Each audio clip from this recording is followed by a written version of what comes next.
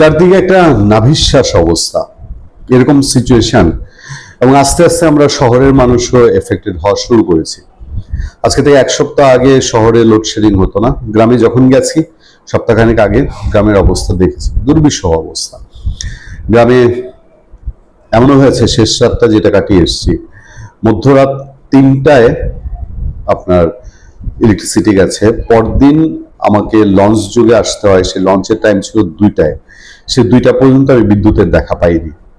এবং গ্রামগঞ্জ থেকে যে খবর পাই, আমাদের যেহেতু গ্রামগঞ্জের যাতায়াত অনেক, হাওড় অঞ্চলে আমাদের লোকজন অনেক, সেটা কিশোরগঞ্জ বলেন, নেত্রকোনা বলেন, সেখান থেকে যে খবর পাই, আমি এমনও হয়েছে গ্রামে ফোন দিয়েছি, গ্রামের ভাই, ভাতিজা, চাচা বলছে যে বাবা কথা সংক্ষেপ করি, কারণ হচ্ছে মোবাইলের চার্জ নেই, গতকাল থেকে গ্রামে কারেন্ট নেই।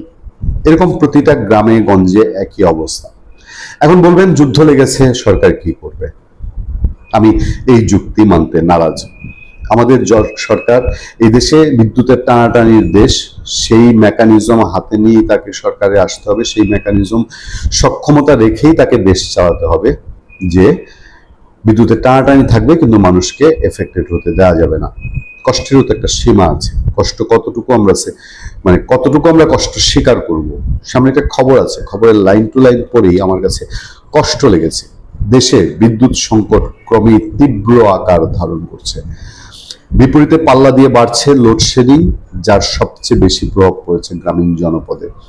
শহরের তুলনায় গ্রামে দীর্ঘ সময় ধরে বিদ্যুৎ না থাকায় সেখানকার জনজীবন অনেকটাই বিধ্বস্ত হয়ে পড়েছে। গ্রামের মানুষেরা বলছেন সকাল থেকে রাত পর্যন্ত ঘন্টার পর ঘন্টা বিদ্যুৎ থাকে না। অতিরিক্ত লোডশেডিং এর কারণে কৃষিকাজ, ব্যবসা বাণিজ্য থেকে শুরু করে ছেলে মেয়েদের পড়াশোনা মারাত্মক ব্যাহত হচ্ছে। সবচেয়ে বেশি কষ্ট হচ্ছে শিশু ও বয়স্ক মানুষদের। তারা ঠিক মনে করতে পারছেন না শেষ কবে দেশে এত লোডশেডিং হয়েছে। আজ আমার এক বন্ধুর সঙ্গে কথা হচ্ছিল গ্রামে। বন্ধু ছোটখাটো একটা দোকান চালান, ফটোস্টেট, স্টুডিও, এগুলোই তার কাজ। বিদ্যুৎ থাকে না। আমাকে শুধু বললেন যে বন্ধু খুব খারাপ অবস্থা, দিনে 100 টাকা বিক্রি হয় না, কারণ বিদ্যুৎ নেই। বিদ্যুৎ না থাকার ফলে এই ভোগান্তিতেই তাদেরকে কাটাতে হচ্ছে। বিদ্যুৎ বিভাগের তথ্য বলছে বর্তমানে দেশে দৈনিক গড়ে 2000 মেগাওয়াটেরও বেশি বিদ্যুৎ ঘাটতি রয়েছে। 2000 মেগাওয়াটেরও বেশি বিদ্যুৎ ঘাটতি রয়েছে দেশে। ফলে বাধ্য হয়ে ব্যাপক লোডশেডিং এর আশ্রয় নিতে হচ্ছে বিদ্যুৎ বিতরণকারী সংস্থাগুলোকে। উৎপাদন কমে যাওয়াকে এ সংকটের অন্যতম প্রধান কারণ হিসেবে দেখা হচ্ছে। গ্রামের বাসিন্দারা অভিযোগ করেছেন দিনে কয়েকবার বিদ্যুৎ চলে যাচ্ছে এবং অনেক ক্ষেত্রে টানা কয়েক ঘন্টা বিদ্যুৎ থাকছে না। এতে কৃষিকাজ, ছোট ব্যবসা ও ছেলেমেয়েদের পড়াশোনা মারাত্মকভাবে ব্যাহত হচ্ছে। বিশেষত গত কিছুদিনে ব্যবসা গরমের মধ্যে ঘন্টার পর ঘন্টা বিদ্যুৎ না থাকায় গ্রামের মানুষের কষ্ট অনেক বেড়ে গেছে। আমি জানি না, বিদ্যুৎ জ্বালানি মন্ত্রীর সঙ্গে এর মধ্যে দুবার আমার কথা হয়েছিল, তার কাছে কি সঠিক তথ্য পড়ছে কিনা। আমি আবারও চেষ্টা করবো বিদ্যুৎ জ্বালানি মন্ত্রী, আমাদের বিএনপি স্থায়ী কমিটির সদস্য ইকবাল হাসান মাহমুদ টুকু, তাকে আপনাদের সামনে আনার জন্য একটি ইন্টারভিউ তাকে আমি আমন্ত্রণ জানিয়ে রেখেছি। কিন্তু বাস্তবের চিত্র যা, সেই চিত্রের সাথে সরকারি স্টেটমেন্টের আসলে তেমন কোনো মিল পাওয়া যাচ্ছে না। সরকারের পক্ষ থেকে বলা হচ্ছে বর্তমানে প্রায় 2000 মেগাওয়াট লোডশেডিং দেখা যাচ্ছে। এখন যে কষ্ট স্বীকার করতে হচ্ছে এটি আগামী কয়েকদিনের মধ্যে কমে যাবে, সরকারও স্বীকার করছে। প্রচন্ড গরমের দিনগুলোতে অনেকেই অতিরিক্ত লোডশেডিং এর কারণে নাজেহাল হচ্ছে। তবে এই সমস্যাকে বিগত সরকারের অব্যবস্থাপনার দায় হিসাবে দাবি করছে সরকার। ইউনূস সরকার দেশটাকে কতটা 12টা বাজিয়েছে এটা বোধহয় এখন তিলে তিলে বিএনপি সরকারও বুঝতে পারছে। বিদ্যুৎ পরিস্থিতি সামাল দিতে শহর গ্রাম উভয় এলাকাতেই সমন্বিতভাবে লোডশেডিং করা হচ্ছে, যদিও বাস্তবে গ্রামাঞ্চলের প্রভাব শহরের তুলনায় অনেক বেশি।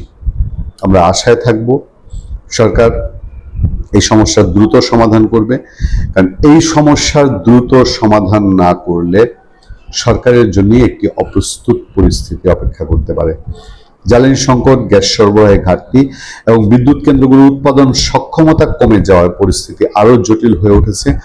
অন্যদিকে একই সময়ে গরমের সঙ্গে পাল্লা দিয়ে বিদ্যুৎ চাহিদাও বেড়েছে। আবহাওয়া অধিদপ্তর বলছে চলতি বছর গ্রীষ্মে গরমের মাত্রা বাড়তে পারে। গত 22 এপ্রিল বছরের সর্বোচ্চ তাপমাত্রা রেকর্ড করা হয় উত্তরের জেলা রাজশাহীতে 40°C।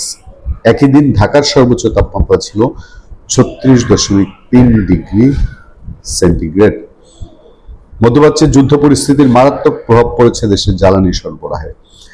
গত 28 ফেব্রুয়ারি মধ্যপ্রাচ্যের যুদ্ধ শুরুর পর জ্বালানি সংকট দেখা দেয় বিশ্বজুড়ে।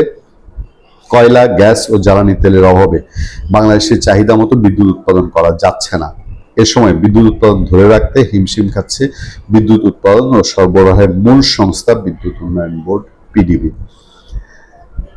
যে যাই বলুক, যে যেই পরিস্থিতি বলুক, একটা কথা বলি, সেদিন আমাদের আলোচনায় কতদিন অ্যাডভোকেট মহসিন রশিদ তিনি বলছিলেন যে আমরা বাইরে গেলে শুনি যে শেখ হাসিনাই ভালো ছিল।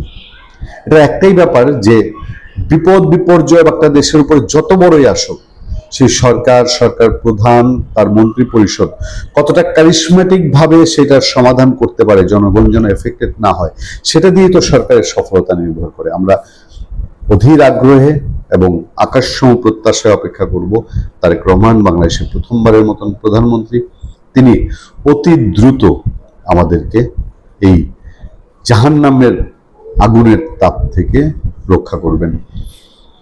ভালো থাকবেন, সুস্থ থাকবেন। আপনাদের সাথে আমি আতিক রহমান, পূর্ণিয়া।